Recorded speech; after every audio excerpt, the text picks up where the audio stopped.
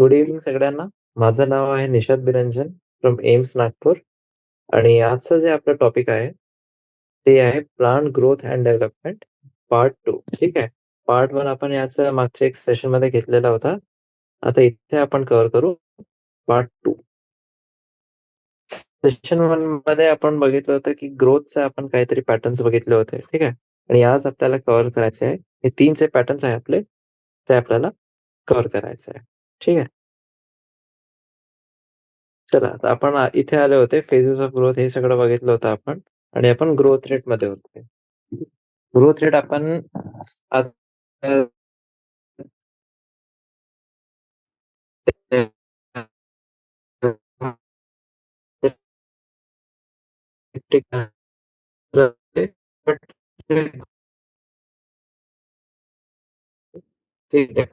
काय असतं, त्याला आपण growth आणि त्याचा आपण घेतलं होतं ते ग्रोथ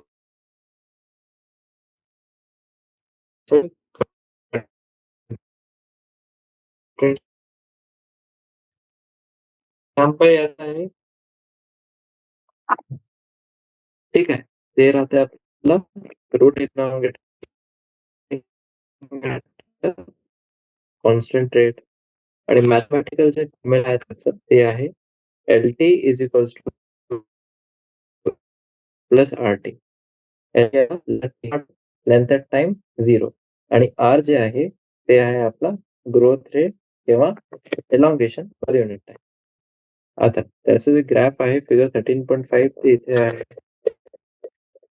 कसे ग्राफ आहे ते लिनियर ग्राफ आहे. आणि लिनियर जे आपला ग्राफ राहते त्याचा एक्सप्रेशन कसं राहते, ते राहते ठीक आहे, असं राहते y is equals to mx plus c. y मध्ये आहे आपला हाईट ऑफ द प्लांट आणि x जे आहे तिथे आहे टाइम. m काय आपल्या इथे ते आहे r. आणि r आहे आपला c इनिशियल जे आहे हाईट ऑफ द प्लांट. मग त्याच्यानंतर आपण बघितलं होतं जॉमेट्रिकल ग्रोथ.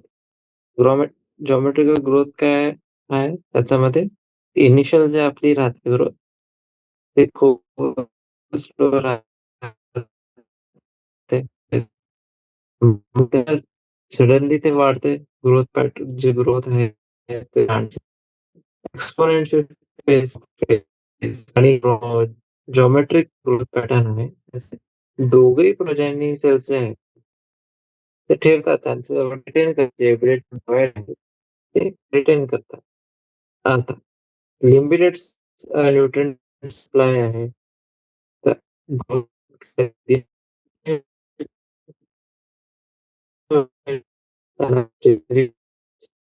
एक्सपोनेन्शियल फेज असते.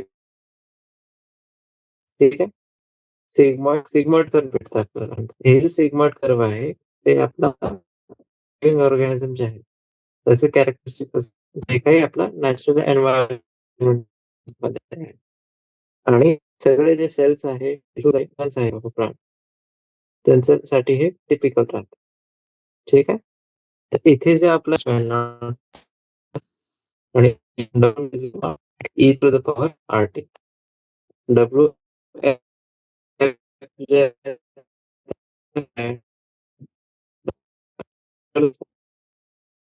नेक्स्ट आपण बघितलं आणि रिलेटिव्ह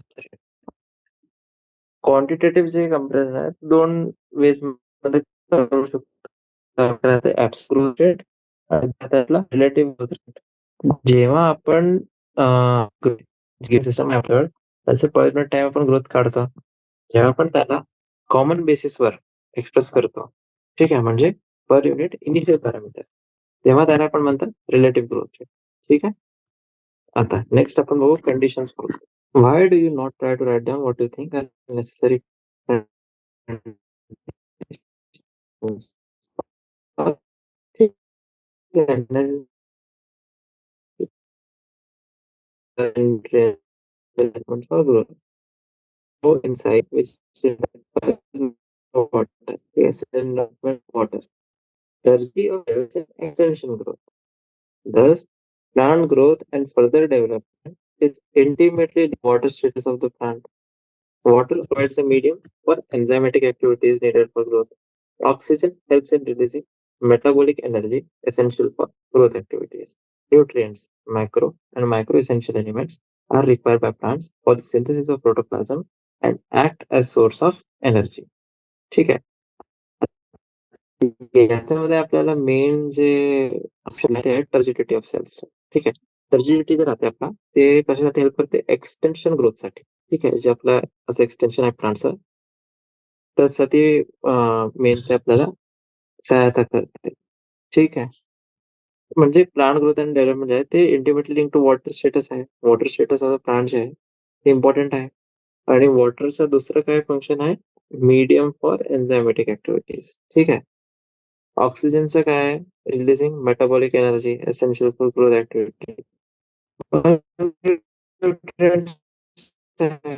मॅक्रो आणि मायक्रो साठी आपल्याला पाहिजे प्रोटोप्लाझम आणि ते ऍक्ट करतात ऍज सोर्स ऑफ एनर्जी. ठीक आहे. आता इन ऍडिशन प्रत्येक जे प्लांट ऑर्गॅनिझम आहे त्याचं एक ऑप्टिमम टेम्परेचर रेंज राहते. ठीक आहे. हे जे टेम्परेचर रेंज आहे ते बेस्ट सुटेड आहे त्याचं ग्रोथसाठी. ठीक आहे. कोणतंही डेव्हिएशन हे रेंज पासून असला जर हे त्याच्या सर्वायवल साठी त्याला जीवित राहण्यासाठी ते डेट्रिमेंटल राहील. ठीक आहे. म्हणजे प्रॉब्लेम येणार मग. आता environmental signals such as light, gravity ते पण आपल्या अफेक्ट करतात काही काही फेजेसला. ठीक आहे. तर हे होतं आपलं पहिलं टॉपिक. पहिलं जे सब टॉपिक होता ह्या चॅप्टरचा ते होता ग्रोथ. ठीक आहे. आता आपल्याला बघायचं आहे हे 3 टॉपिक्स. ठीक आहे. 13.2, 3 आणि 4 हे 3 बघायचे आहे आपल्याला. याच्यामध्ये पूर्ण लक्ष ठेवा आणि मग त्याला समजा की काय काय डिफरन्स आहे. Cells derived from root apical and shoot apical meristems and cambium differentiate and mature to perform specific function. This act leading to maturation is termed as differentiation. ठीक आहे. कसं आहे की आपले जे रूट अपायकल मेरिस्टम आणि shoot apical होते ठीक आहे मेरिस्टम्स जे होते त्यांच्यावर हे कॅपेबिलिटी होती की डिवाइड करेल आणि काही सारी सेल्स फॉर्म करेल. आणि दुसरं आपलं केमबीएम पण आहे. काय होतात हे डिफरन्शिएट होतात आणि मच्युअर पण जातात आणि स्पेसिफिक फंक्शन्स ते करेल सेल्स. हे जे आपलं ऍक्ट आहे लिडिंग टू मच्युरेशन यालाच आपण म्हणतात डिफरन्सिएशन. ठीक आहे. तर डिफरन्सिएशनचे जे डेफिनेशन आहे ते अशी आहे. दुसरं बघा during differentiation cells undergo few to major structural changes both in their cell walls and protoplasm. ठीक आहे. त्यांचे सेल वॉल्स आहे प्रोटोप्लाझम आहे दोघांमध्ये चेंजेस होतात स्ट्रक्चरल चेंजेस. ठीक आहे. म्हणजे हे बघा एक ट्रकियर एलिमेंट आहे आपल्या जवळ हे सेल्स आहे ते त्यांचं प्रोटोप्लाझम लूज करेल. ठीक आहे. आणि ते डेव्हलप करेल very strong elastic lignocellulosic secondary cell walls to carry water to long distances even under extreme tension. हे बघा हे नेक्स्ट आपला स्टेटमेंट ते आपलं आहे की त्याचं फंक्शन आहे ते specific function carry water to long distance.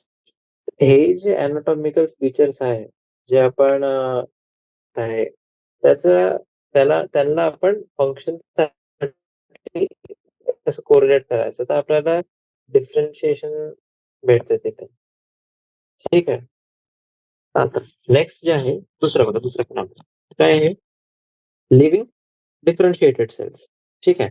Differentiate झालेला आहे आणि लिव्हिंग. ठीक आहे. That by now have lost the capacity to divide can regain the capacity of division under certain condition. हे जे फिनॉमिना आहे ना याला आपण म्हणतात डी डिफरन्शिएशन. बघा पहिलं काय झालं मेरिस्टेम्स होते त्यांनी डिफरन्शिएट केलं आणि डिफरन्शिएटेड सेल्स बनवले. आता हे जे डिफरन्शिएटेड सेल्स बनले ते आता आपलं जे कॅपॅसिटी डिवाइड आहे त्यांची लॉस झालेली होती पण ते आता रिगेन करेल. ठीक आहे. रिगेन करेल हेच कॅपॅसिटी अंडर सर्टन कंडिशन काहीतरी कंडिशन्स आहे जेव्हा ते फुलफिल होईल तेव्हाच ते रिगेन करेल त्यांची कॅपॅसिटी. हेच फिनॉमिना आपण म्हणतो डी डिफरन्शिएशन. ठीक आहे. आणि याचा एक्झाम्पल काय आहे formation of meristems. Interfascicular cambium and cork cambium. हे जे 2 टाइपचे कॅम्बियम आहे, इंटरफॅसिक्युलर आणि cork cambium from fully differentiated parenchyma cells. आधी हे होते आपले पॅरेन्कायमा सेल्स होते, ठीक आहे, पूर्ण डिफरन्शिएट झालेले होते. त्यांच्यापासून आपले कॅम्बियमचे 2 प्रकारचे आपल्याला सेल्स भेटले, इंटरफॅसिक्युलर आणि कॉर्क कॅम्बियम. ठीक आहे. आता जेव्हा हे करतात, हे मेरिस्टेम्स आणि टिश्यूज जे आहेत ते डिव्हाईड करू शकतात आणि ते असे सेल्स अजून एकदा बनवतात ज्यांची कॅपॅसिटी टू डिव्हाइड आहे ते लॉस झालेली आहे. ठीक आहे. आणि ते मच्युअर होऊन जातात आणि काहीतरी स्पेसिफिक फंक्शन्स करतात. ठीक आहे. म्हणजे हे जे सेल्स आपले डिफरन्शिएट झाले होते, ते आपले रिडिफरन्शिएट झाले. हे आपलं फॉर्म्युला आहे. म्हणजे जे कॉन्सेप्ट आहे रिडिफरन्शिएशनचा. ठीक. Once again lose the capacity to divide आणि मच्युअर होऊन जातात टू परफॉर्म स्पेसिफिक फंक्शन. हे होतं आपला रिडिफरन्शिएशन. आता हे बघा, हे चॅप्टर जेव्हा स्टार्ट केलं तर आपण म्हटलं होतं की ग्रोथ इन प्लांट पण आहे. ठीक आहे. ते इनडिटर्मिनेट आणि डिटर्मिनेट पण तसंच प्लांट्स मध्ये कसे आहे ओपन आहे. ठीक आहे. कारण की सेल्स आणि टिश्यूज जे सेम मेरिस्टेम पासून अराईज झालेले होते, त्यांच्याजवळ वेगळे वेगळे स्ट्रक्चर्स आहे ऍट मॅच्युरिटी जेव्हा ते मॅच्युअर झाले. ठीक आहे. जे आपला फायनल स्ट्रक्चर राहते मॅच्युरिटीवर कोणतेही सेल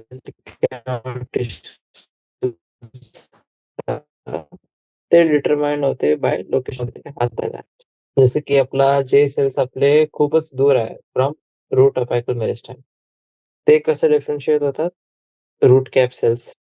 आणि जे सेल्स आपले पेरिफेरी मध्ये पोस्ट झालेले आहे, तिथे सिच्युएटेड आहे, ते राहते आपले एपिडर्मिस. ठीक आहे. चला, तर हे होता आपला सेकंड टॉपिक. कोणता? डिफरन्शिएशन, डिफरन्शिएशन आणि रिडिफरन्शिएशन. तर 2 टॉपिक आपण कव्हर केले. तिसरा बघा आता. हे तर झालं ग्रोथचा पूर्ण डिस्कशन. नेक्स्ट आपण बघू डेव्हलपमेंट. ठीक आहे. डेव्हलपमेंट असं टर्म आहे जे इन्क्लूड करते all changes that an organism goes through during its life cycle from germination of the seed to semifinal. ठीक आहे. हे आपले डेफिनेशन आहे.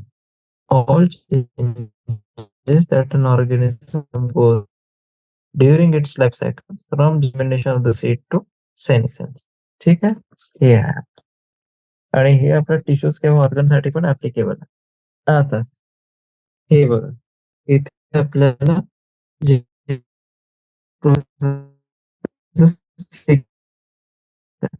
कारण की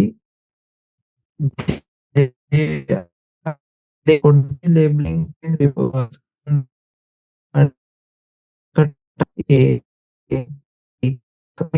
आणि आपल्याला आता इथे काय दिलेलं आहे, plants follow in phases of life. Different जो ठीक आहे. हे जे आहे डेफिनेशन की डिफरंट pathways जे फॉलो करतात ते in response to environment phases of life form different kind of structure. याला हे जे ability आहे त्याला आपण म्हणतात प्लास्टिसिटी. ठीक आहे. त्याला आपण काय म्हणतात, प्लास्टिसिटी.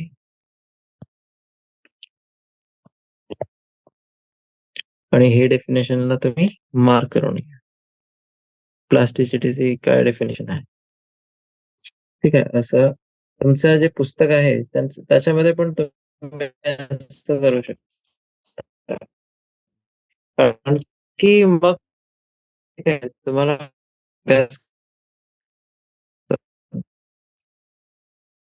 काय काय पाहिजे कोरियन लार्क्स. ठीक आहे.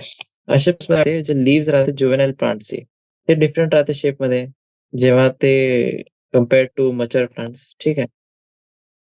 आणि दुसरा एक्झाम्पल आपल्याला काय दिलेलं आहे हे बघा, difference in shape of the leaves produced in air and those produced water in buttercup. Definition आहे ते कोणासाठी दिलेलं आहे? बटरकपसाठी. ठीक आहे. ते पण रिप्रेझेंट करतात हेटेरोफायलस डेव्हलपमेंट ड्यू टू एन्व्हायरमेंट. तर हे जे फिनॉमिनॉन ऑफ हेटेरोफायली आहे ते आपला प्लास्टिसिटीचाच एक्झाम्पल आहे. इथे बघा.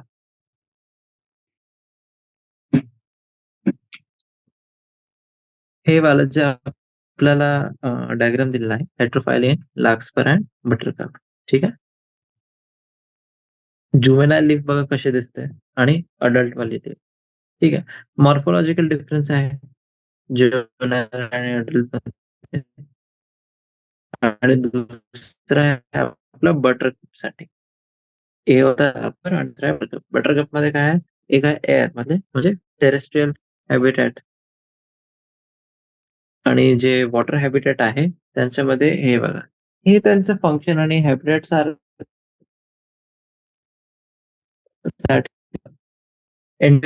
आणि कोणत्या एन्व्हायरमेंट ते सगळ्यात जास्त सुटेबल आहे ते सांगते आपल्याला. जे आपल्याला सांगते एक प्लांट सेल आहे आपल्या जवळ त्याच्यामध्ये डेव्हलपमेंट प्रोसेसच्या सिक्वेन्स. ठीक आहे. एक मेरिस्टेमॅटिक सेल होता. ठीक आहे. मग प्लाझ्मॅटिक ग्रोथ झाली, सेल डिव्हिजन झाला, अजून ते मेरिस्टेमॅटिक सेल बनला. हे एक सायकल आहे छोटीशी. दुसरी सायकल कशी आहे हे बघा. मेरिस्टेमॅटिक सेल होता, प्लाझ्मॅटिक ग्रोथ झाली, मग एक्सपान्शन झाला. एक्सपान्शन म्हणजे एलॉंगेशन. मग डिफरन्शिएशन झाला, मच्युअर झाला तो सेल आणि ते कन्वर्ट झाला इंटू मच्युअर सेल. ठीक आहे. हे कोणतं सेल आहे? Mature cell. इथे होता मेरिस्टेमॅटिक सेल. मग हे जे मच्युअर सेल आहे ते गेला सेनिसेन्स मध्ये.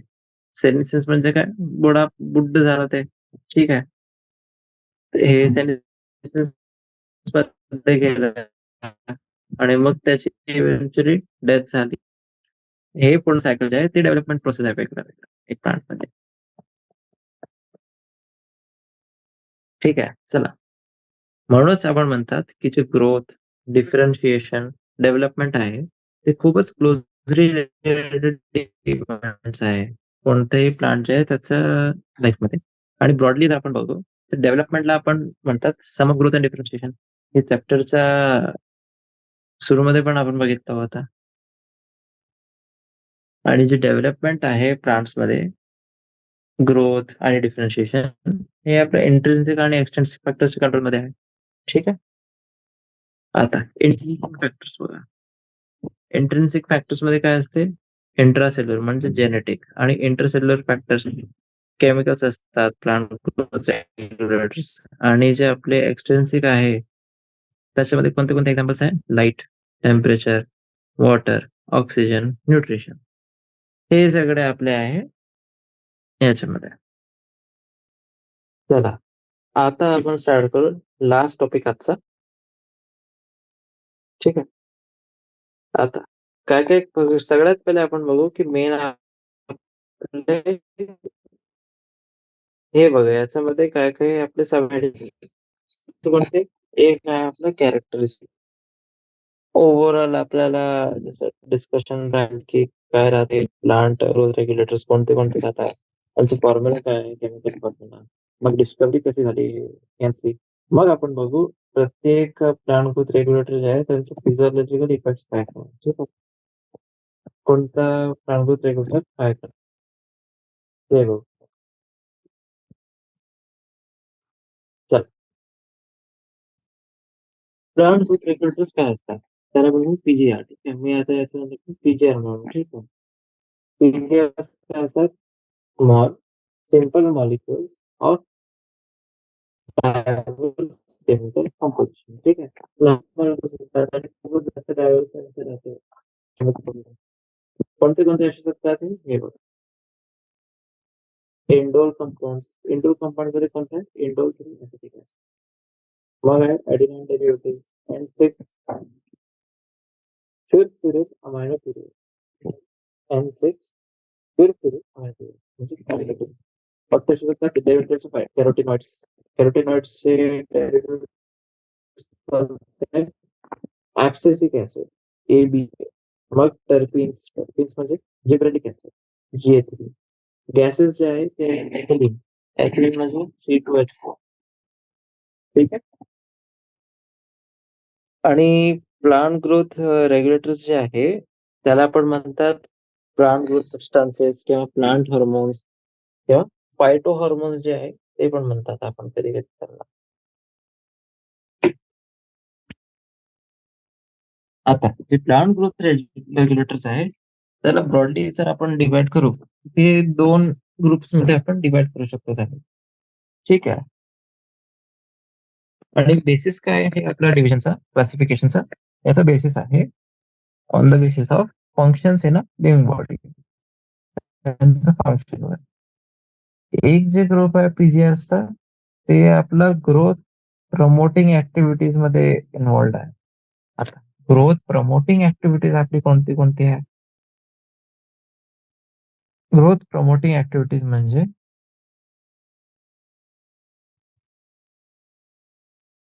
Sale division, cell enlargement, pattern formation, tropic growth, flowering, fruiting, seed formation. हे सगळे जे ग्रोथ वाले काहीतरी नवीन येत आहे लाईफ मध्ये. ठीक आहे. हे आहे आपला ग्रोथ प्रमोटिंग ऍक्टिव्हिटीज. याला आपण म्हणतात plant growth promoters. Plant growth promoters. आणि यांचे एक्झाम्पल आपले कोणते कोणते आहे? ऑक्झिन, जिबरलिन्स आणि सायटोकाइन्स. ठीक आहे. एजीसी असं लक्षात ठेवा ते तुम्ही. एजीसी किंवा गॅक पण तुम्ही जर तुम्हाला कम्फर्टेबल आहे तर गॅक कोणताही असं शॉर्ट फॉर्म किंवा निमोनिक बनवा ज्याच्याने तुम्ही त्याला लक्षात ठेवू शकता. सेन्स दुसरे ग्रुपचे आपले प्लांट ग्रोथ रोल राहते आपला responses to wound and stresses of biotic आणि एबायोटिक केरेशन. ठीक आहे. ते आपले इन्व्हॉल्ड आहे खूप सारे ग्रोथ इनहिबिटिंग ऍक्टिव्हिटीज मध्ये. ग्रोथ इनहिबिटिंग ऍक्टिव्हिटीज आपली कोणती कोणती आहे? डॉर्मन्सी, ऍब्सिशन तसे. ठीक आहे. जे आपला ऍब्सिसिक ऍसिड आहे ते याच्यामध्ये येते. आणि जे गॅशियस प्लांट ग्रोथ रेग्युलेटर आहे इथायलिन. ठीक आहे. C2H4 आपलं इथायलिन. ते दोघे ग्रुप्स मध्ये येऊ शकते. जे आपला प्लांट ग्रोथ प्रमोटर आहे आणि हे वाला कोणता इनिबिटर हे दोघी ग्रुप्स मध्ये येऊ शकते. पण ते लार्जली आता आपला जे फिट होते ना ते होते इन इनिबिटर ग्रुप इथायलिन. आता नेक्स्ट आपण बघू discovery of plant growth regulators. ठीक आहे. आता खूपच इंटरेस्टिंग गोष्ट हे आहे की जे हे 5 ही आपले होते प्लांट ग्रोथ रेग्युलेटर्स यांची जी डिस्कव्हरी झाली ते असं मुद्दामून नाही झाले. ऍक्सिडेंटल होती. ठीक आहे. आणि हे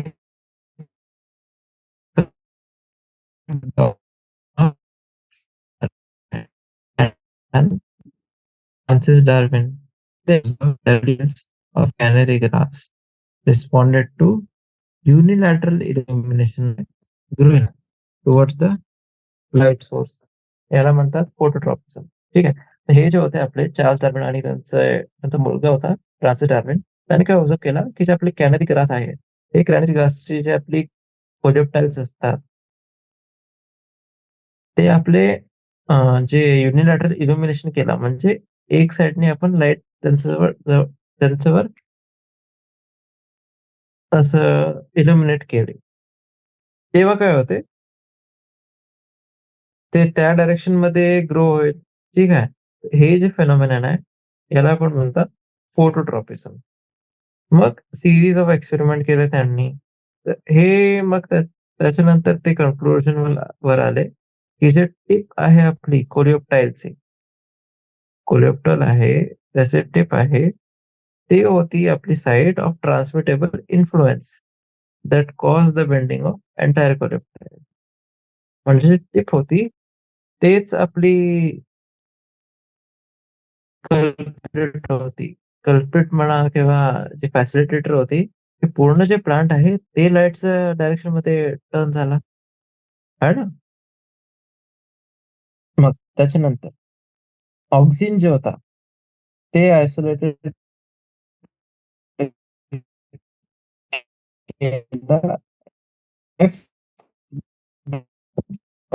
टाइप्स ऑफ थिंग्स जे आपल्या राहते क्रॉप प्लांट त्यांचे टिप्स जे आहे त्यांच्यापासून त्यांनी आयसोलेट केली ऑक्सिन.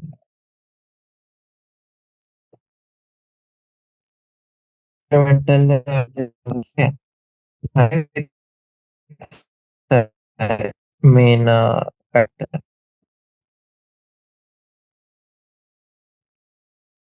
आता दुसरा बघा, एक जे राईस सीडलिंग्स राहतात, राईस राहते ना आपलं चावल, त्यांचे सीडलिंग्स होते आणि मग एक डिसीज असते आपला सिडलिंग डिसीज. बकाने डिसीज म्हणजे फोलिश सिडलिंग डिसीज.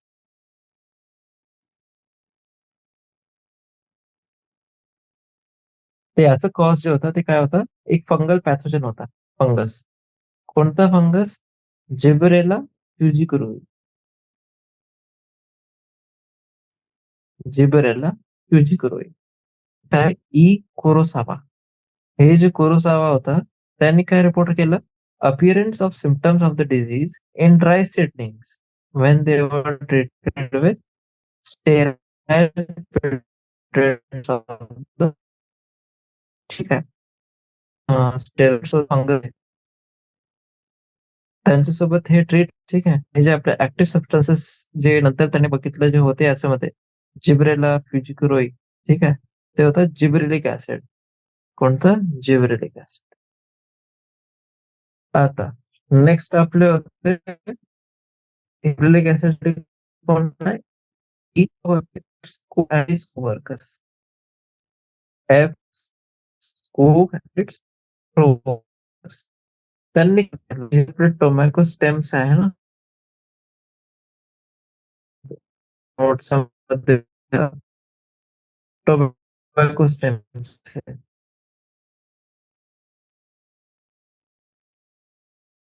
त्याच्यामध्ये कॅलस जे आहे, कॅलस म्हणजे काय असतं? Mass of undifferentiated. कॅलसचा अर्थ राहते मास ऑफ अनडिफरेंशिएटेड सेल्स. ते केव्हा प्लॉरिफरेट होईल? Only if in addition to oxygen nutrient medium was supplemented with one of the following. ठीक आहे. की हे ठीक आहे, तुम्ही जर म्हणतात की आपण ऑक्सिजन टाकून देईल, पण त्यांचा त्याचा ठीक आहे. हे जे आहे कोणते होते? Extract of vascular tissues, yeast extract, coconut milk, DNA. हे सगळं राहते. मग त्याच्यानंतर आलं एटल म्हणजे अजून त्याचे असिस्टंट होते.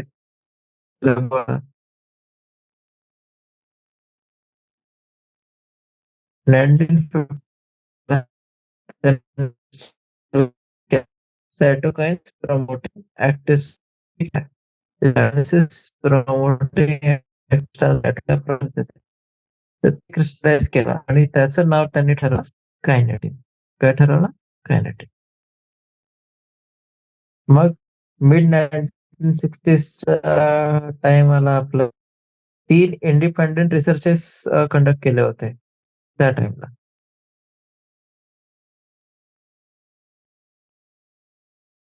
आणि त्यांनी रिपोर्ट केला की प्युरिफिकेशन आणि chemical characterisation of 3 different kind of inhibitors. ठीक आहे. आता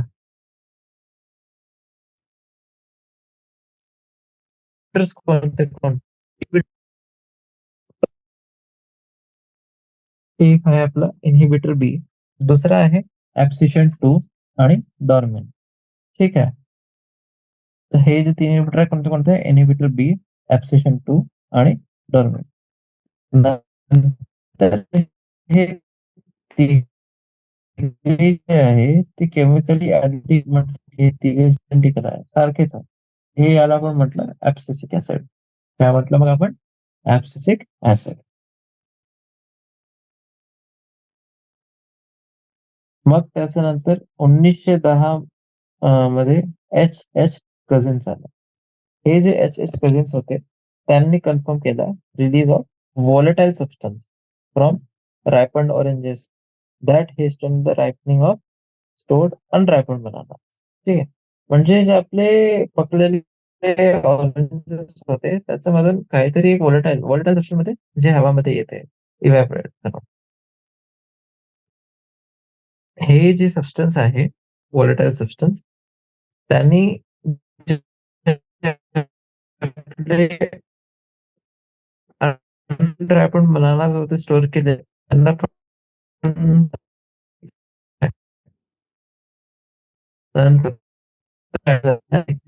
ठीक आहे. आणि हे इथिलीन जे आहे ते आपलं गॅशियस प्लांट ग्रोथ रेग्युलेटर आहे. ठीक आहे. आता याच्यानंतर आपण बघू फिजिओलॉजिकल प्लांट ग्रोथ रेग्युलेटर. ठीक आहे. सगळ्यात पहिले आपण बघू ऑक्सिन. आता ऑक्सिन जे आहे ग्रीक मध्ये ऑक्झेइन याचा अर्थ राहते आपला टू ग्रो. हे जे ऑक्सिन होता याला सगळ्यात पहिले आपण आयसोलेट केला होता फ्रॉम ह्युमन युरिन. ठीक आहे. हे जे टर्म आहे ऑक्सिन ते अप्लाय होते आपला इंडोल 3 ऍसिटिक ऍसिडला. इंडोल 3 ऍसिटिक ऍसिड जे आहे त्याला आपण म्हणतात ऑक्सिन. ठीक आहे. आणि ज्यांचं प्रॉपर्टीज आहे त्यांना आपण म्हणतो. आता हे जे आहे जे आपले स्टेम्सचे ग्रोइंग स्टेम्स आणि रूट्स अपायसिस आहे आणि इथून ऍक्शन जिथे पण जाऊन त्यांना ग्रोथ प्रमोट करायची आहे तिथे ते लोकलाइज होऊन जातात. ठीक आहे. आता प्लांट्स पासून आपण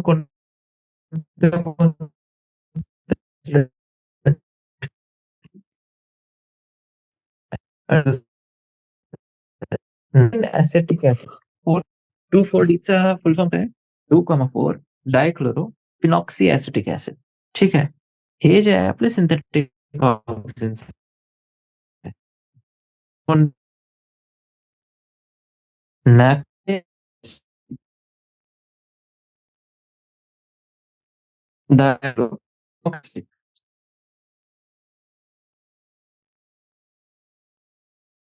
केली आपण पण कुठे ते कामात येईल हे आपलं जे ऍग्रिकल्चरल आणि हॉर्टिकल्चरल प्रॅक्टिसेस आहे त्याच्यामध्ये यांचा खूप चांगला प्रयोग केला आहे आपण. आता कशासाठी ते हेल्प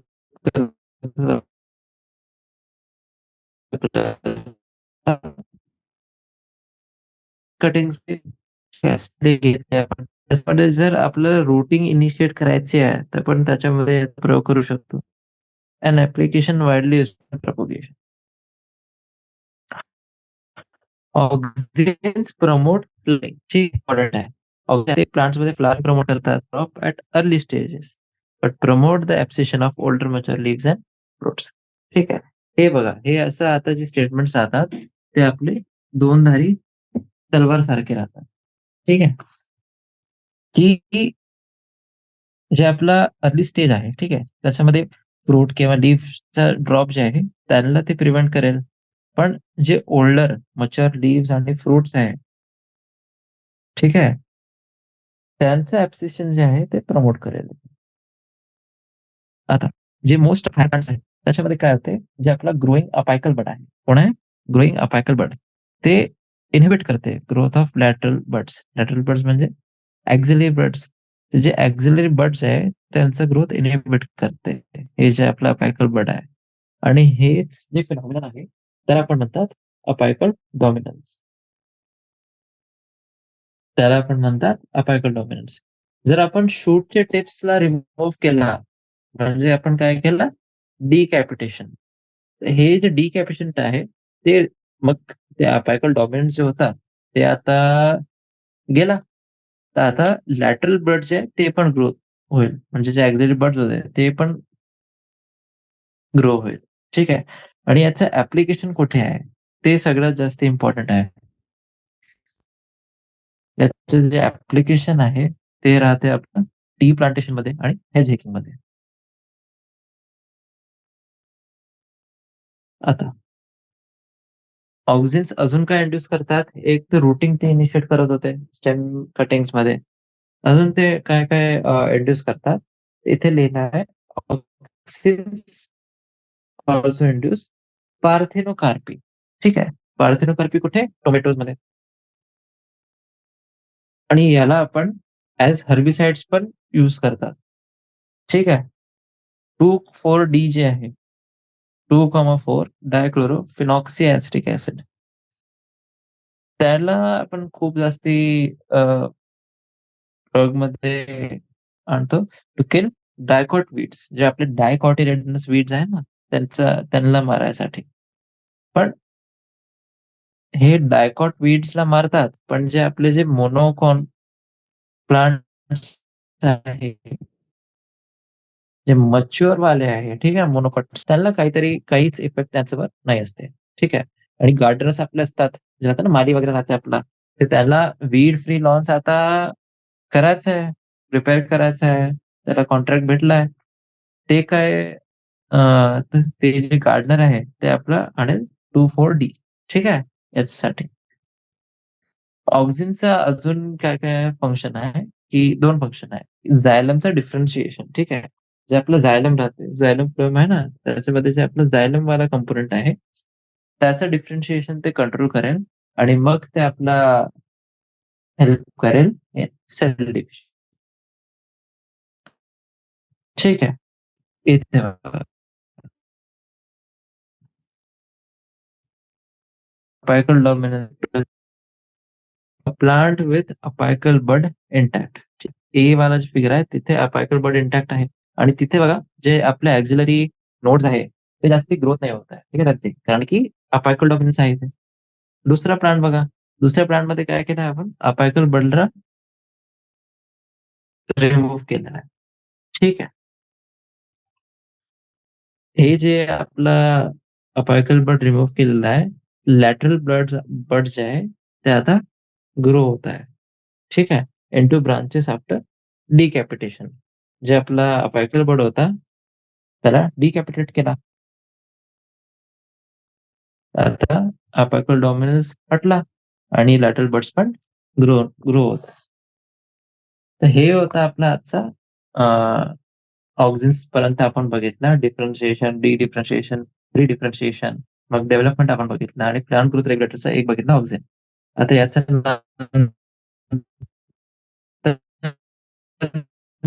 नेक्स्ट आणि ग्रोथ रेग्युलेटर आणि मग आपण घेऊ जे एक्सरसाइज इथे एक्सरसाइज पण कव्हर करू.